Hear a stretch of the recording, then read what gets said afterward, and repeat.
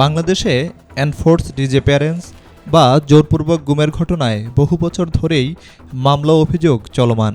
সাম্প্রতিক সময়ে একটি সরকারি কমিশন অনুসন্ধান চালিয়ে প্রধান উপদেষ্টা ডক্টর মোহাম্মদ ইউনূসের কাছে চূড়ান্ত প্রতিবেদন জমা দিয়েছে। কমিশনে ১,৯১৩টি অভিযোগ জমা পড়ে। পরীক্ষা ও যাচাই বাছাইয়ের পর ১,৫৬৯টি ঘটনাকে গুম হিসেবে স্বীকৃতি দেওয়া হয়। এর মধ্যে ২৮৭ জন এখনও নিখোঁজ, তবে তাদেরকে মৃত বলে ধরা হয়েছে। বিশেষজ্ঞরা বলছেন, প্রকৃতপক্ষে এই সংখ্যা ৪ থেকে ৬,০০০ পর্যন্ত হতে পারে। মানবাধিকার বিশ্লেষকদের মতে এই সংখ্যা শুধু কমিশনে অভিযোগ দাখিল হওয়ার ঘটনা। বাস্তবে এই তালিকা আরও বড় হতে পারে। গুমের শিকার পরিবারগুলোতে শুধু শোক নয়, সন্তানদের শিক্ষাগত দায়িত্ব, ব্যাংক হিসাব, ঘরবাড়ি সবকিছু অজানা ভোগান্তিতে আটকে যায়। নিখোঁজ ব্যক্তির পরিবারদের অনেকেই এখনও আইনি ও সামাজিক সহযোগিতা পাচ্ছেন না। ব্যাংকে টাকা তুলতে মৃত্যু সার্টিফিকেট লাগে, কিন্তু গুম ব্যক্তির ক্ষেত্রে তা থাকে না, ফলে অগ্রাধিকার পায় না তারা।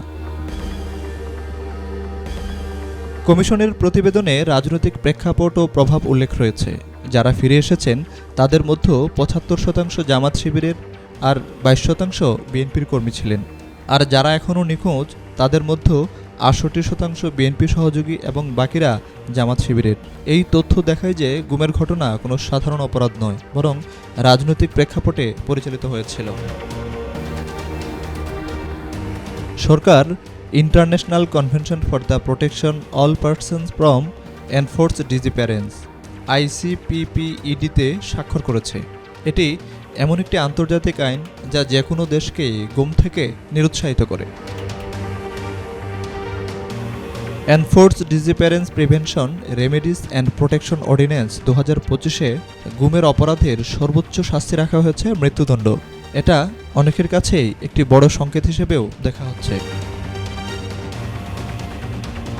মানবাধিকার সংগঠনগুলো এখনও একই দাবি তুলেছে।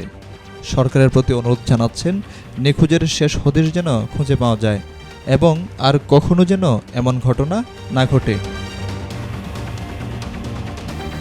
Desk report, B News 24।